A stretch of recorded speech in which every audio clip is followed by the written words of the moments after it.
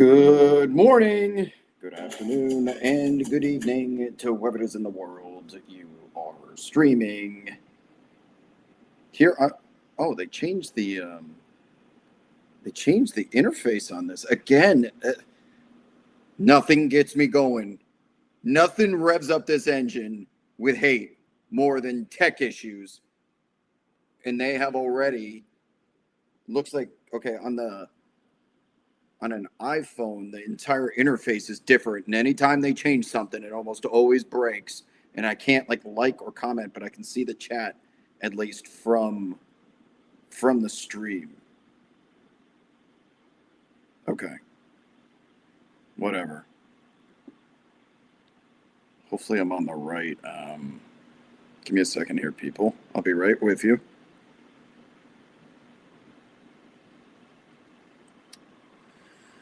Okay, chat. I'm sorry I'm a little delayed. Okay, now I can see everything. Okay, yeah, so we're going to be doing a police chase stream as soon as this one ends. For those of you that follow Birds in the Air, the first documented case, at least on TV, of a police department deploying a grappler has just ended in tragedy, and this is a major now storyline here in Los Angeles. We'll get to that on a following stream, and there's going to be another chase as well. But for now, I wanted to dedicate this particular stream. So much going on in the fucking world, man. I can't get 2 seconds off. I haven't even been outside yet.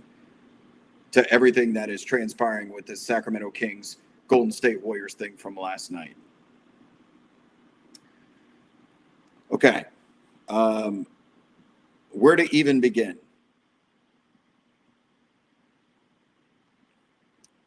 My computer is so slow. So slow. I don't know what the hell happened, man.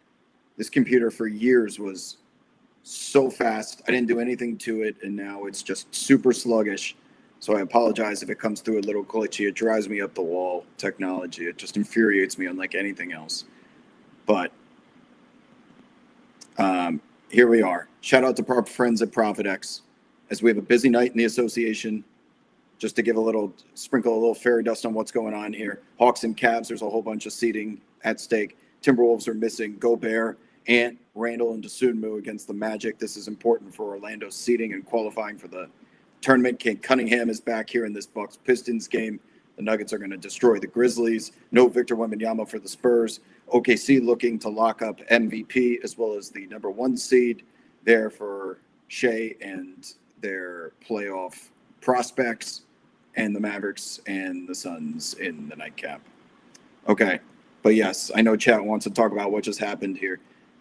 We'll get to the police chase stream on Twitch a little bit after this one is over, but a grappler has been deployed in Los Angeles, and the result of which is they had to bring in the Bearcat, and it looks like that person may be deceased.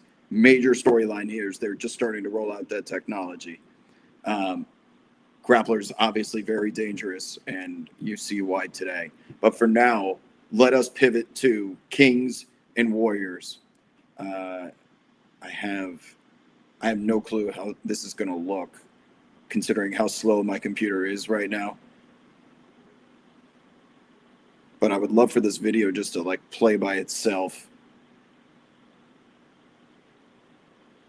Hopefully this is working to some extent.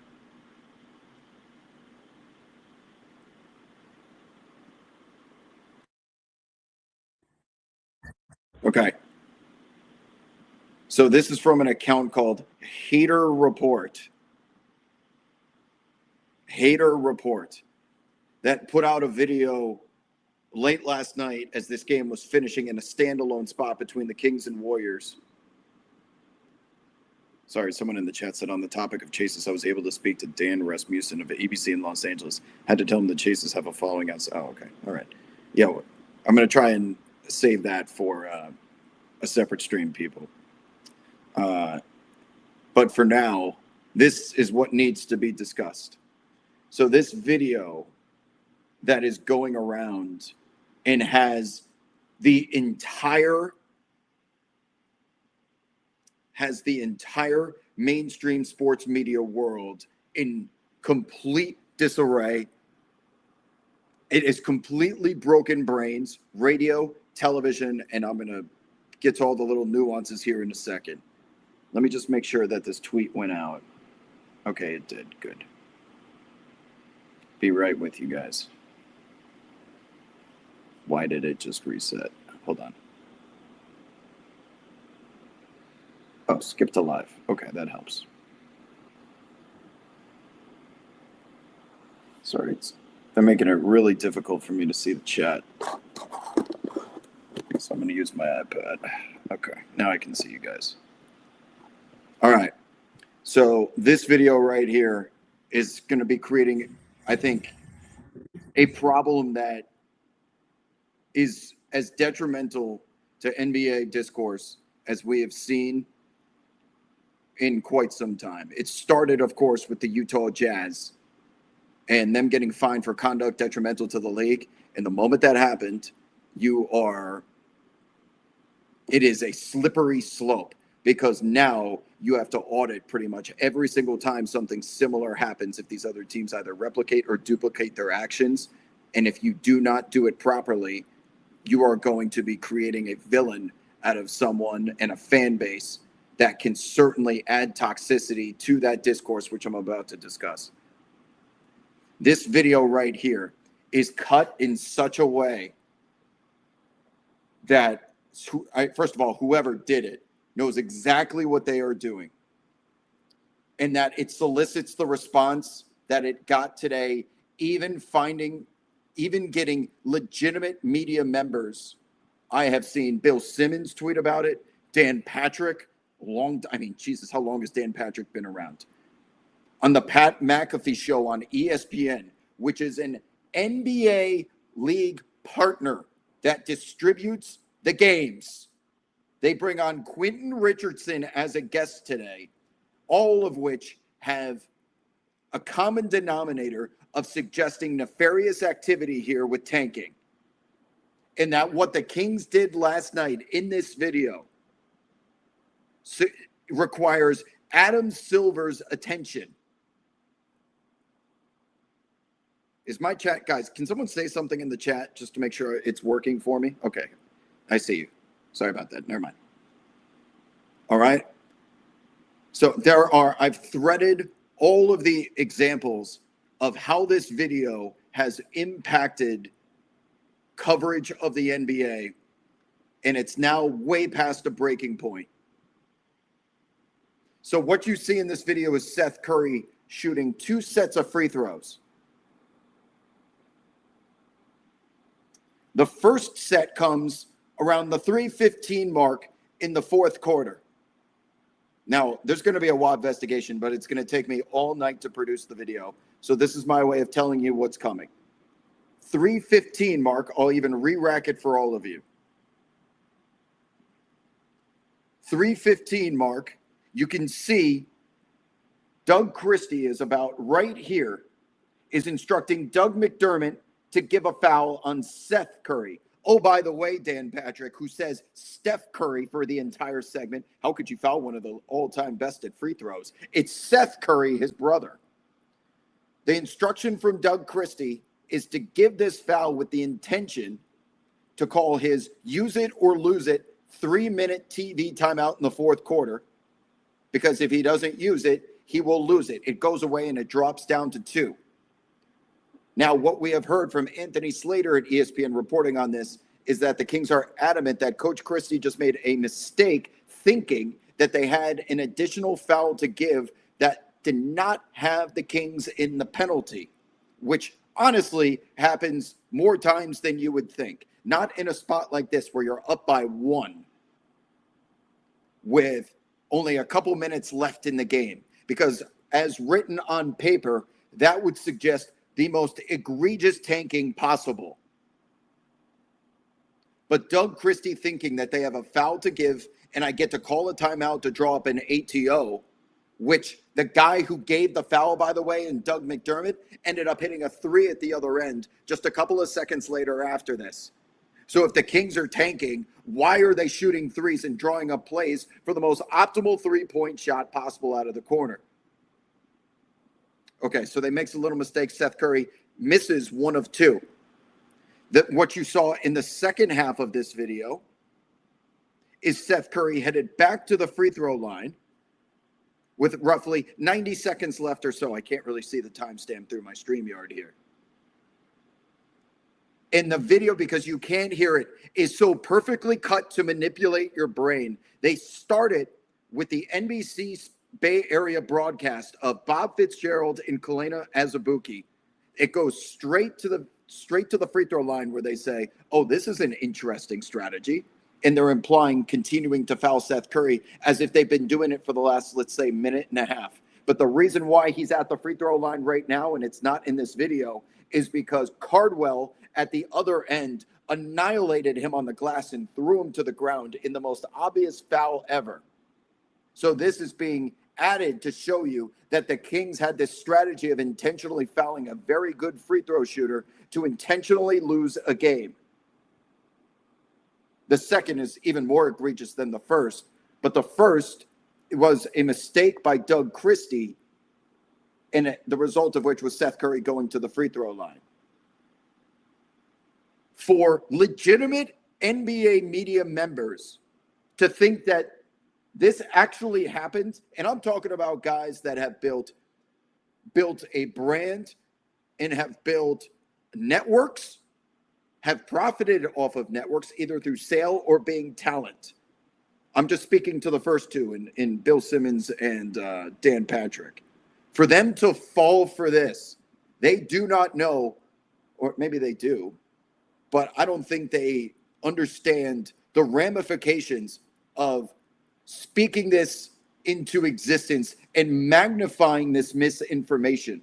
Because now everyone out there who has this mindset that the NBA sucks and that all the players tank, even though players don't tank, that the regular season is unwatchable and teams are starting to lose games on purpose. You include this and combine it with the gambling scandals where head coaches are involved, potentially with throwing games, players are betting their own unders. That is something completely separate from tanking. That's against the law. But what happened here is not only misinformation, but will just add fuel to the fire for everyone that has narratives and agenda against the NBA.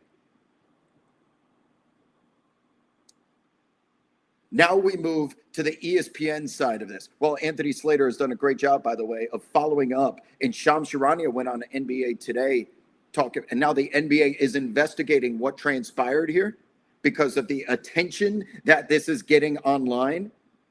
How many people are commenting on this and dedicating show content to it as if it's something actually legitimate when it is as libelous, slanderous, and defamatory as it possibly gets. And it comes from an account called Hater Report, which no one thought to audit. They just saw it and assumed it to be true.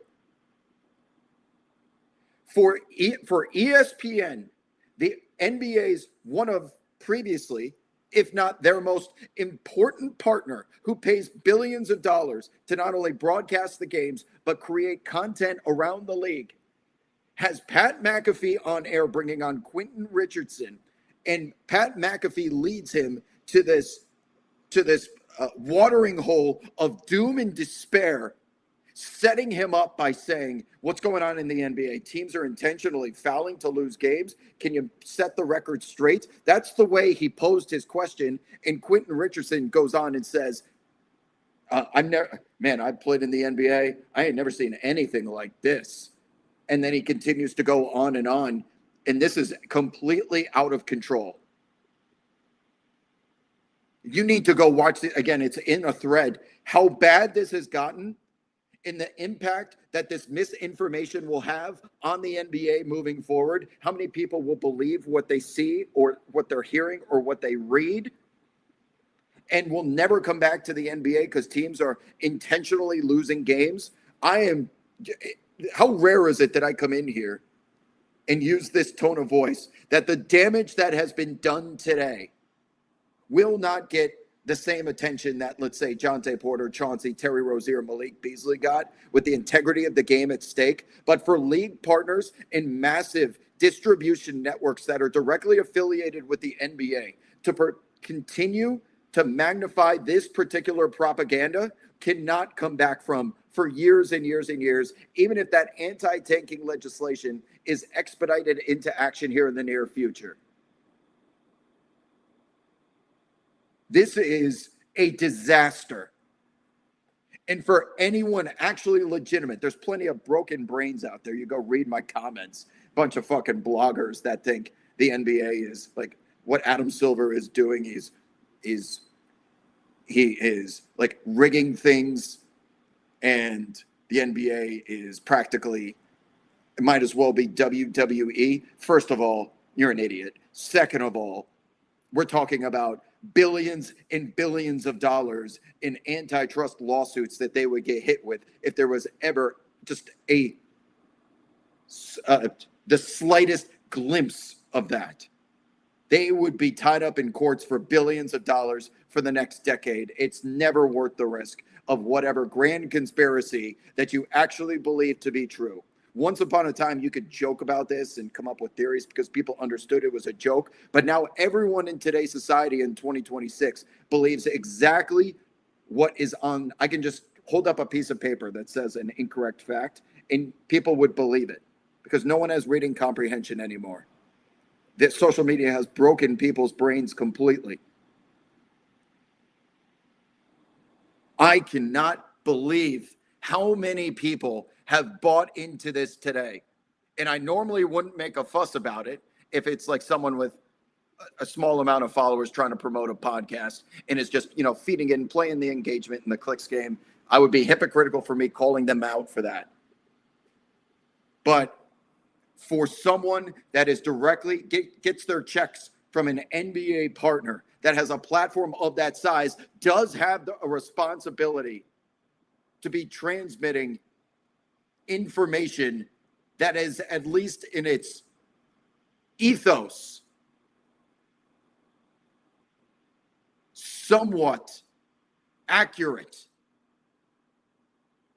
Not even factually correct, just the conversation, the way that you can structure it is, all right, let's decide now if this was legitimate, intentional tanking by the Kings, or perhaps just a mistake. You can propose it in a way before you start discussing it, but almost every single person that is going at length on this right now, I would almost guarantee to not watch this game last night. And why would you? Because the Sacramento Kings are struggling. Steph Curry is just coming back, and they're under 500 as well, and it's on super late at night, especially for those on the East Coast. And you know what has not been said, by the way? Everyone picked the wrong team to try and single out and say they're tanking. 8-12 in their last 20, 7-8 in their last 15. The Kings have been winning a ton of games lately, and their fans are actually furious that they're the one team who is not tanking. It has now gotten to the point that the Kings are trying so hard to win that they have fallen from the top overall lottery odds with the worst record in the association all the way down to 5th in one of the most important drafts in recent NBA history. The Kings had a guaranteed top 5 pick if the season were to end, let's say, a month and a half ago. An NBA draft that if you get a top 5 pick, it feels like you have almost a guarantee on a franchise cornerstone piece coming out of college. The Sacramento Kings have chosen violence. They have chosen to win for whatever reason. And now they can fall as low as 9th in the lottery. They are doing the complete opposite of tanking. They are losing ethically, but they still suck. For them to be singled out and suggest that they are losing this game intentionally last night by fouling Seth Curry without even bringing up what happened the very next play with the guy who gave the foul, who's supposedly doing this cheating or this conduct detrimental to the game in the league, makes a 3 at the other end. Nobody is getting this even remotely close to right. I can't believe people with this big of audiences are willing to go this far and be that wrong with conviction. what you are doing to the NBA product, because people walking through the concourse at the airport that are commuting home on their subway rides or on a bus and they're scrolling their timelines are all going to be fed this information.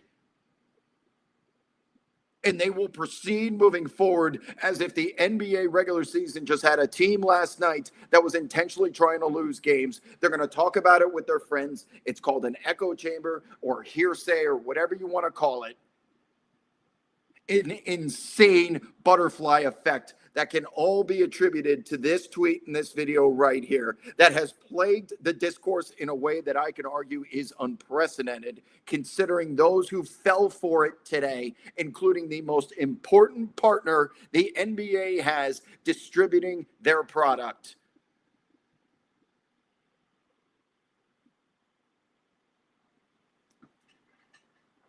I can't believe it, man.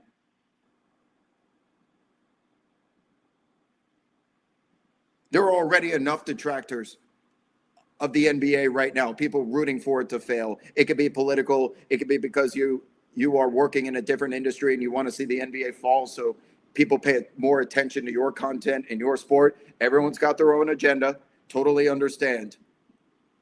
And for the NBA's internal partners to broadcast such defamatory content is worse. I don't want to say it's worse than players potentially betting their unders and head coaches getting involved with sharing lineup data and stuff like that. That's a completely separate conversation from tanking. There is not a chance in hell what is being proposed in this caption here is even remotely close to being true. And the Kings have not tried to lose a game for weeks now. They just stink out loud, and their coach makes errors like he did last night. Mistake does not equate to tanking, and we are now going down this road where every single time a wrong decision is made, that player has to be gambling. That coach has to be tanking. God damn you people. Not you watching this. The people who contributed now to poisoning the well of discourse in a way that I don't think it can come back from. And I will do my part by spending all night breaking down exactly what happened in this game, illustrating it, providing some graphics, putting in where everything went wrong. But my reach only goes so far.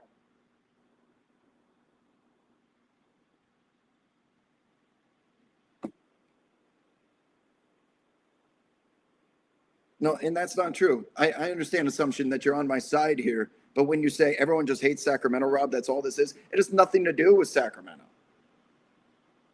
They came for the Utah Jazz in the same way. And now you got Jazz fans out there. NBA, go get them now. Go get them because, look, they're tanking. This tweet, this guy, this very reputable content creator, whether it is Simmons, McAfee, Dan Patrick, former NBA players, NBA Today having to address this. Just the fact that they have to address it magnifies the misinformation, whether you're going to refute it or not. This has nothing to do with Sacramento. It is simply this video, which has been cut and distributed in a way that is consumable for people to deliver incorrect hypotheses.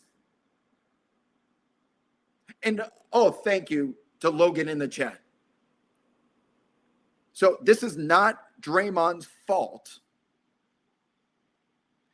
He gets a little bit of a pass, but included in this video here, what you don't see is Draymond Green in the post-game press conference saying, the Sacramento Kings, because he got asked a question about tanking. And he's like, what the Sacramento Kings did tonight, fouling Seth Curry up by 1 with 3 minutes left. Why is it that only players get fined and not teams?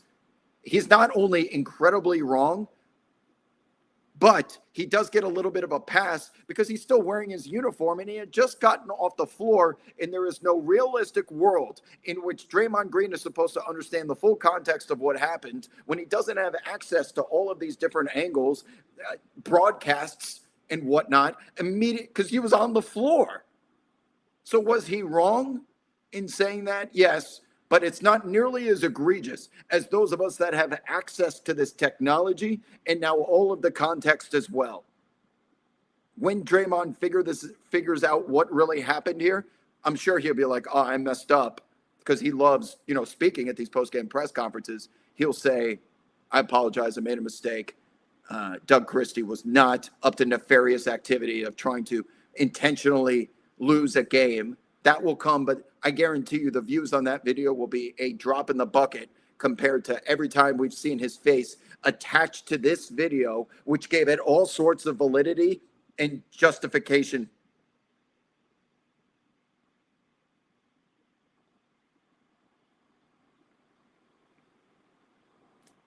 He thought in the moment, because you could see him go up to the referees before the TV timeout, you can see him demanding that, like that was an away from the play foul, or he was asking for something additional because he thought something weird was up.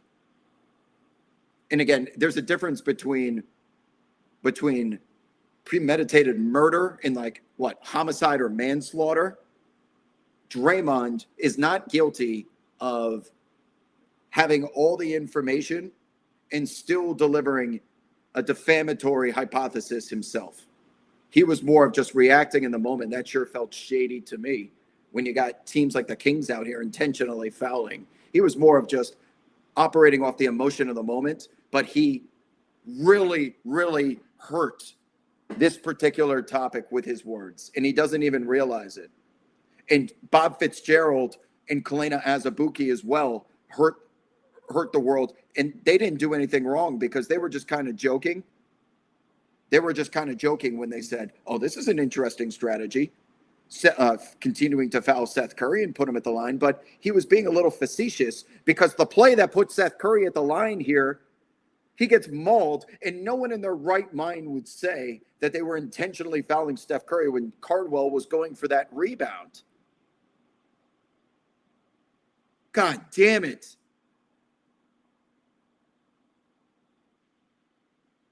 It's moments like this that make me want to disassociate from this content completely because it's gone. It's gone.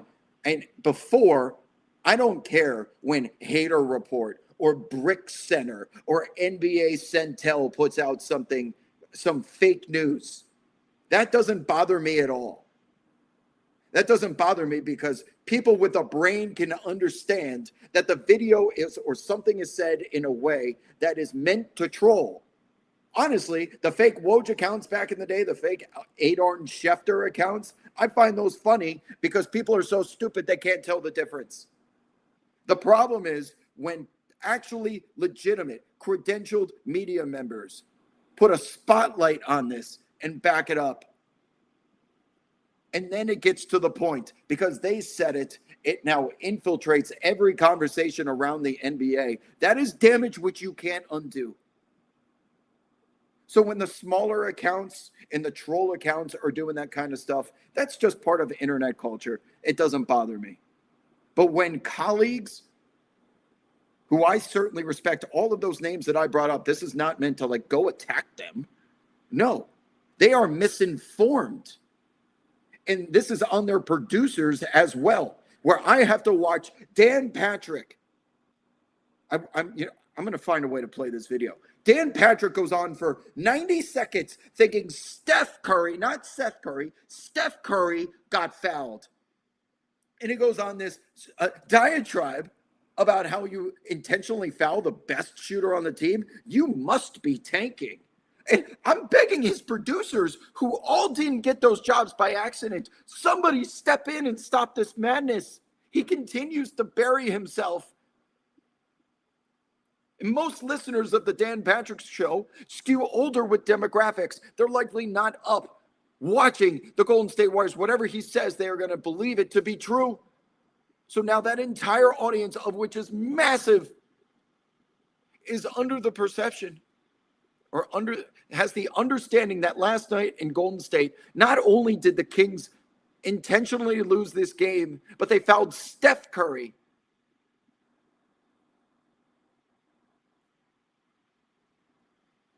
Why is this happening? Are these media personalities spread too thin that they rely on their producers to provide them with topics and information? And as much as I don't enjoy watching the regular season as much as I once did, I do it for moments like this that I can understand proper context when speaking with conviction on the NBA, doing a daily radio show on their radio network. How many of those same people, such as myself, just went onto the air and created this damage today is something that will go under discussed because people will just continue to say another example of the NBA being the NBA, where all of these people were in agreement. Groupthink, herd mentality.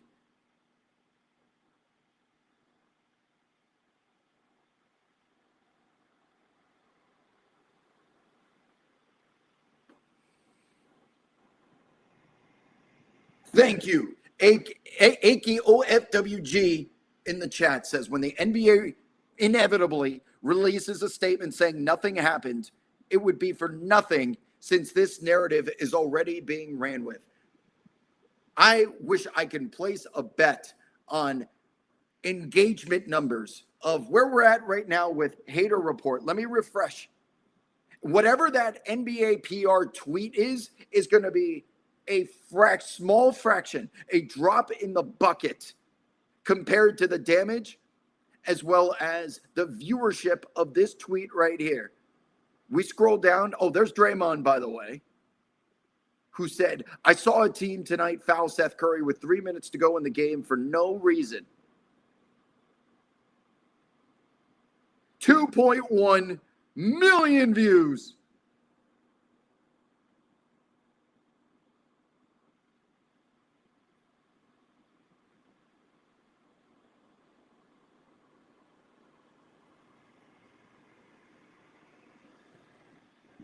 Holy shit, man.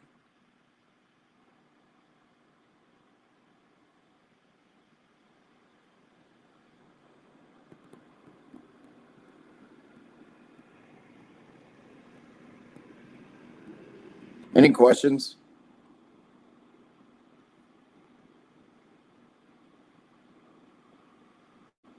I saw a team tonight foul Seth Curry with 3 minutes to go in the game for no reason. Well, technically, that's factually true. But the reason was Doug Christie thought he had a foul to give, and he wanted to draw up an ATO with his use it or lose it timeout. That's the answer.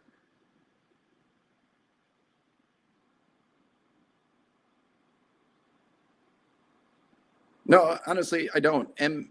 Menapace says, do you have a line into these uninformed but scaled NBA personalities who presumably care about the sport like you do to let them know directly that they're doing real damage?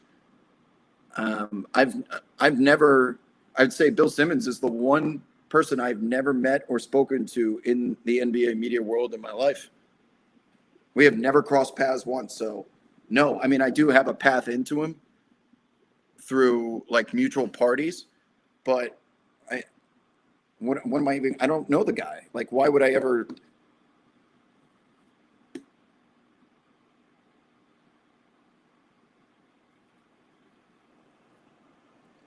This is so bad. And after I'm done doing the WAP investigation on this, and this, like, I am going to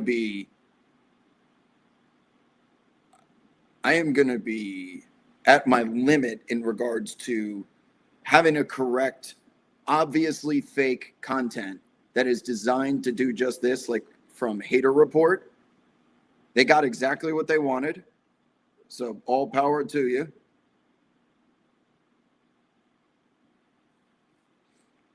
But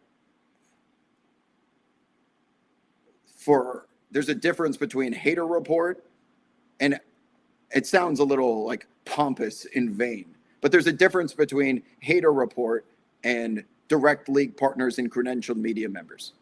That's just a fact. Like some of these guys have votes. Some of these people determine how much money players can make, whether they make all NBA or not, or win individual season awards. They have a vote.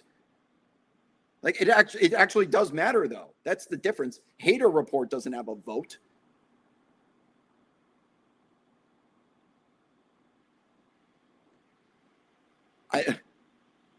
This is such misinformation.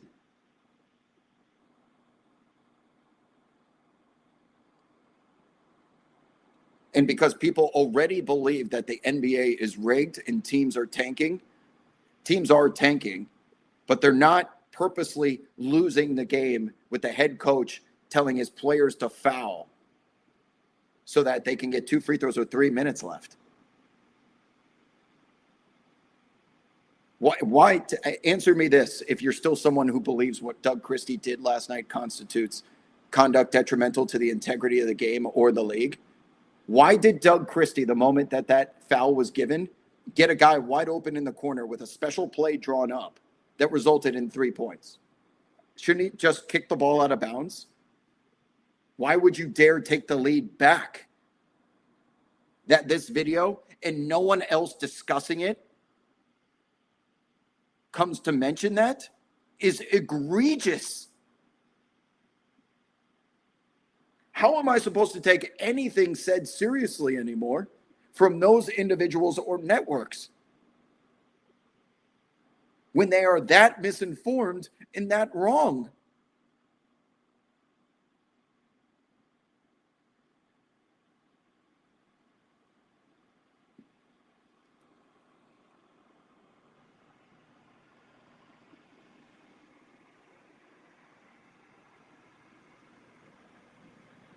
John in the chat says, as a tanking Nets fan, this is legit insane. All of Nets Twitter convinced it was an intentional foul to tank and not a soul pushing back, because it is so easy for commenters, especially those that are anonymous, to always unionize against the corporation, Evil Corp. How many of you have seen Mr. Robot? They're always in the wrong, right? So you will find like-minded personalities easily on the internet that will join you down that tinfoil road of conspiracy.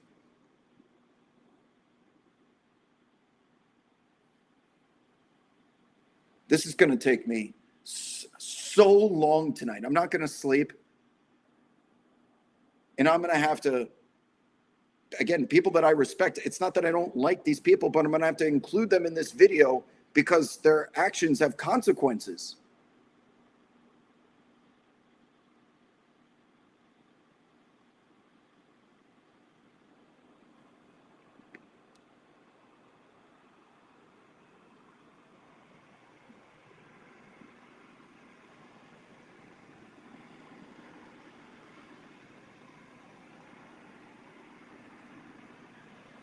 Mdala says that's the current trend. Nobody should be taking these pages seriously. And I thought we all agreed to do that. You don't see me like quote tweeting Hater Report thinking that whatever they're producing is legitimate. If anything, if you ever see me like giving, it's rare that I will ever give an account like this a spotlight, because I know by quote tweeting it whitelists the tweet. It'll put it into people's For You algorithms because I quote tweeted it. I know the way that it works, but when something is this, I know by me platforming it, it's already past the point of damage. And I'll agree with you that fan experience is a way bigger issue than tanking, because fan experience is suffering more than just tanking. If you paid $500 to go watch the Lakers Thunder game last night, do you feel fulfilled with your purchase? Did you feel fulfilled when DeAndre Ayton, Mr. I'm Not Clint Capella, went to the locker room with 2 points, 0 rebounds, 0 assists, 0 steals, and 0 blocks?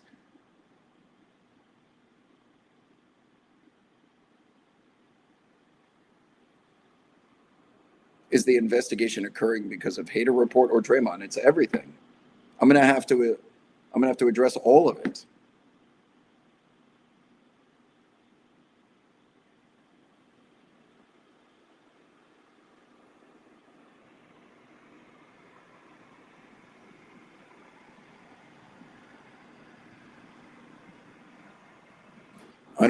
I don't know if there is a solution, Buster Cherry. Funny name, by the way.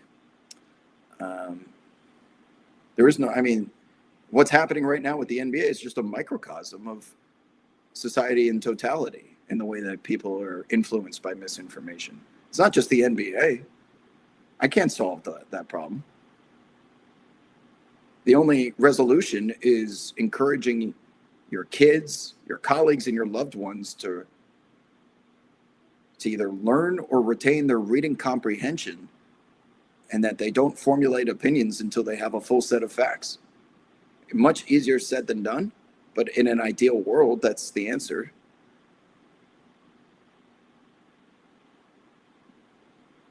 Mr. Don't Sap says, hopefully me says that we learn how to use social media better after this, but I'm so freaked out that this is just adding to a pattern of seems true, so it must be. Yeah, this is a seems true, so it must be thing that happened today. I cannot believe the NBA said they're investigating this, providing any sort of potential legitimacy. This does not need addressing.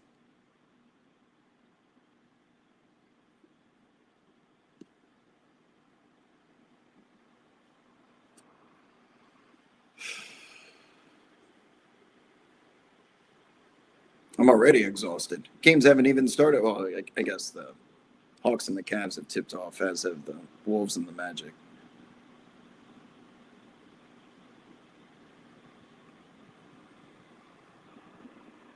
But yeah. Anyway.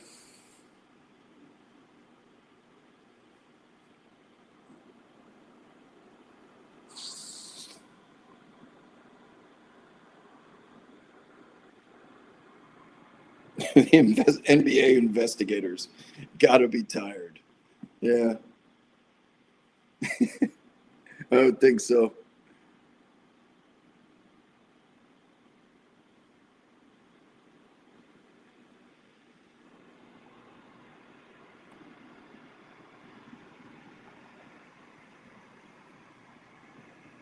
Critical thinking is the answer here.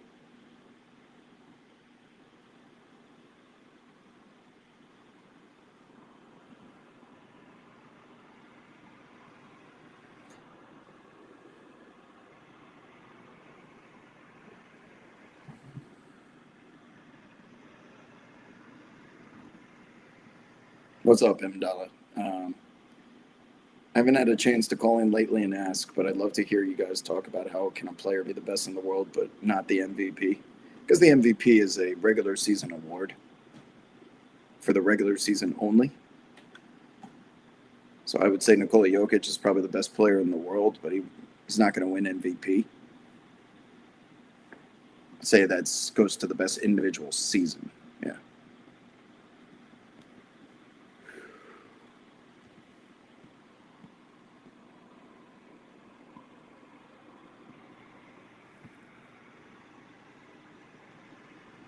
When's the last time the Sacramento Kings got this much attention? Shit if I know. It's not the attention you want.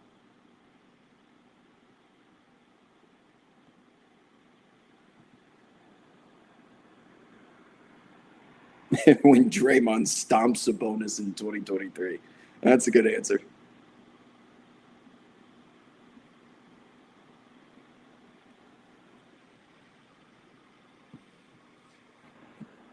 Any final thoughts, questions, comments, concerns?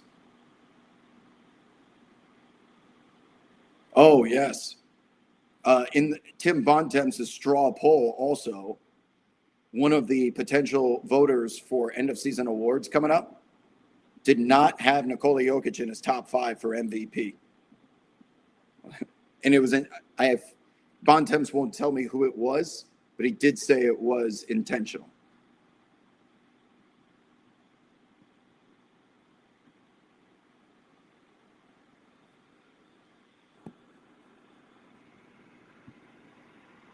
John asks, how much do you think NBA partnering with ESPN and letting First Take and other shows spew garbage for years has led to this type of discourse surrounding the league? Yeah, it just don't help, man. It don't help because of how widely distributed those shows are. And while many of you be like, man, I don't watch First Take anymore. Like those videos with the gas that gets with the amount of distribution that ESPN has on YouTube, how they are always at the forefront of everyone's algorithms. When you walk through the airport and you see TVs on above the bar and they have a lower third graphic with Stephen A. Smith or Mike Greenberg, and they're talking about a topic, people may not be able to hear it, but they see it.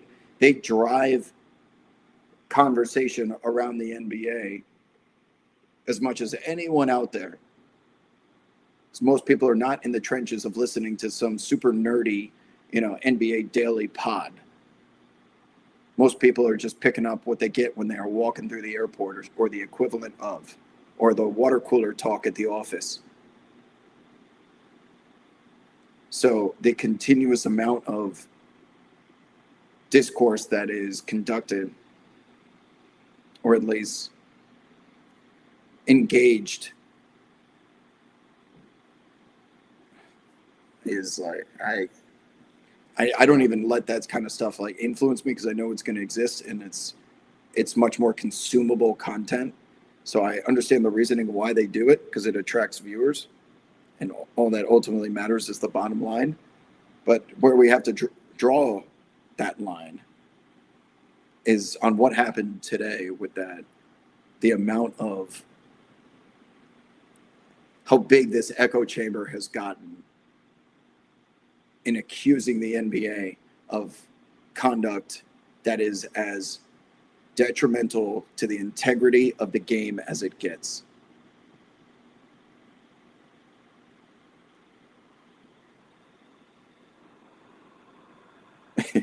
AJ Like Sports says, thoughts on the Suns Rockets last night? We need to abolish 11 p.m. tip-offs. It's more like 11:15 Eastern. Yeah, I didn't really start turning off the post-game coverage for that until 11 o'clock Pacific time, 2 a.m. on the East Coast on a early Wednesday morning. I don't know who you're thinking is going to stay up to watch that one unless they're in the city or West Coast. But they also do it because NBC has nightly news and things on before it. That's why they do an 8 p.m. game for East Coast and Central Time Zone, and then one for the other side.